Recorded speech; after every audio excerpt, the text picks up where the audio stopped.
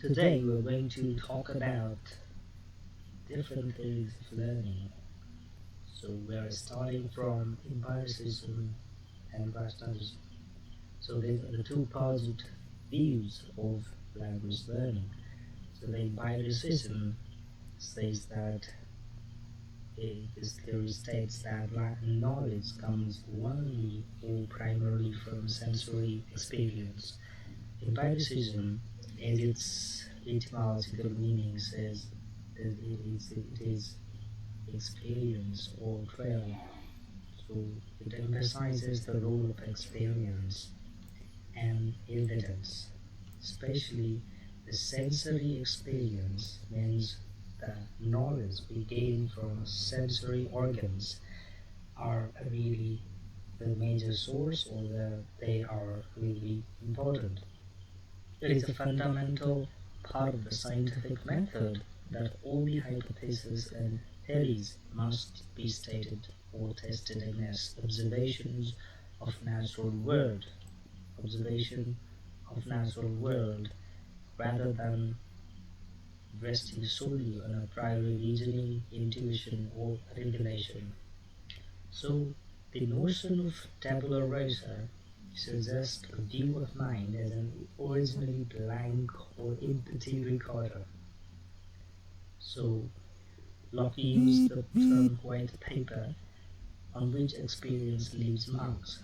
So, technically speaking, a child's mind is blank, and we we we imprint the knowledge from on that particular paper bit by bit. The information are on chunks. So this denies that humans have innate ideas. So this says knowledge can be achieved from the experience of cause and effect. So causal relationship in language learning. So the main proponents of this theory were Aristotle, Hobbes, John Locke, James Mill, and Stuart Mill. On the other hand,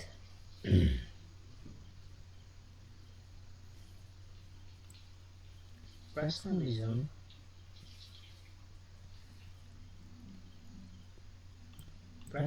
maintains that logic or reason is the determining factor of knowledge or truth. The only valid source of knowledge is reason. The reason is the prime source of knowledge.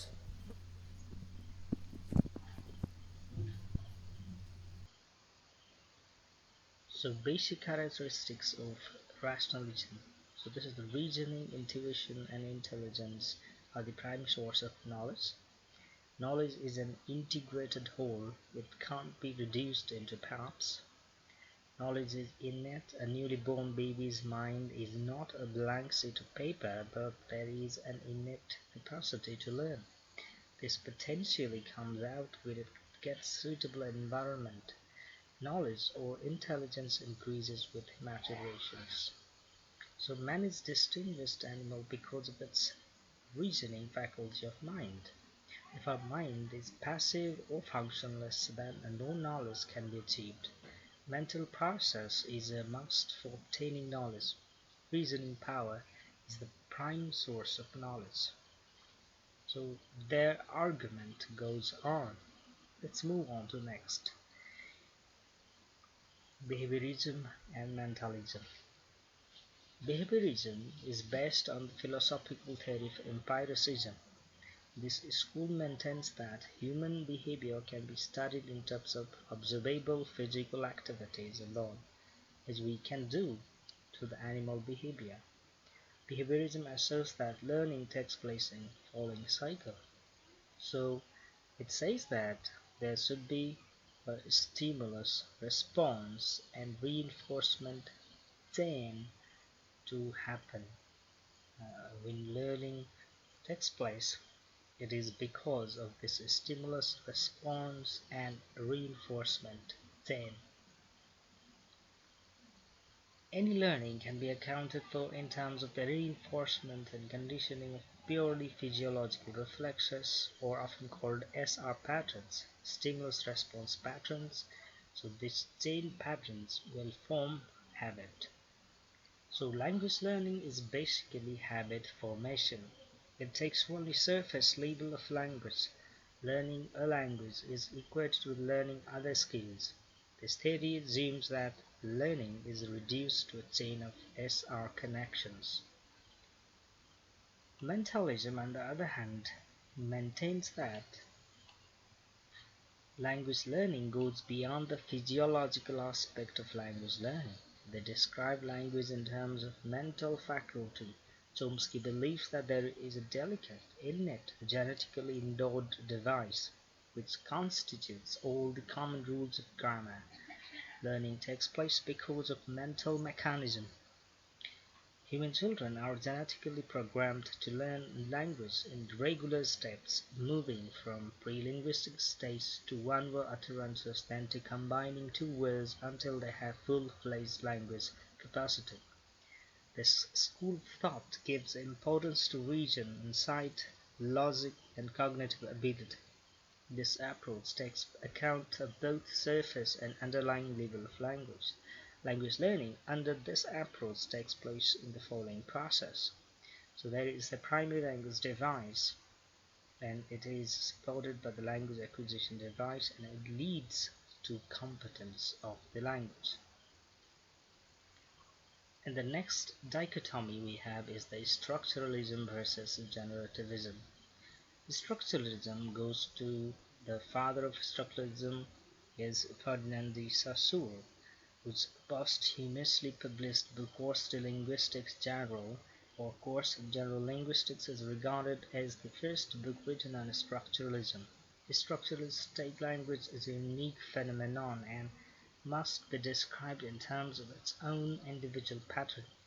Language is a social behavior and the subject matter of linguistics, which focuses on a total set of habits and patterns. An analysis and description of language must conform to the requirements laid down by a scientific discovery process. In language teaching, it emphasizes on imitation, memorization, mechanical rules, pattern practices, sentence separated practices, etc. So generativism. In 1957 AD, Chomsky criticized the notions of the structuralism and established generativism as a new school of thought. It maintains that language is innate and rule-governed. According to Chomsky, language is learned with innate capacity. It is the mirror of mind for language development as a result of mental processing of linguistic terms internalized by a child on their way to mastering a language. It distinguishes two kinds of knowledge: competence and performance. Competence is the underlying capacity of language that is innately endowed in the native speakers, and performance is actual use of language. So it can be summarized as this: the both dichotomical analysis of the philosophy. So empiricism and rationalism, the it is in psychology there are behaviorism and mentalism. In linguistic school they are called structural or descriptive or generative or transformational grammar. And so structural linguistics is kept by the repetition and reinforcement learning, stimulus response chain, publicly observable responses, scientific method. Performance is focus, surface structure, and it is the description of what aspect of language. And rationalism, or the generative school of thought, says analysis and insight is important, acquisition and innateness, state of consciousness is focused, process is important, mentalism and intuition is base for learning, and competence is focused. It goes for structure, and it explains why we learn a language or why aspect of language.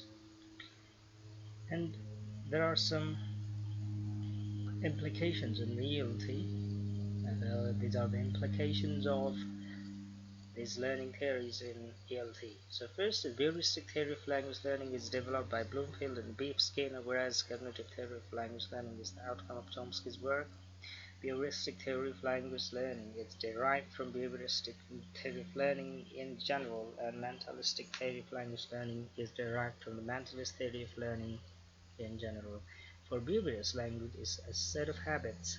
Language learning is a process of habit formation, and such formation of habit can take place through three-stage procedure of stimulus response reinforcement chain. But for mentalists, language is a system of internalized rules. Language learning is learning but internalized rules, and such rules can be learned through analysis and insight. Number 4. According to Behaviorism, the human mind at birth is linguistically empty, whereas according to mentalists, the human mind is equipped with land.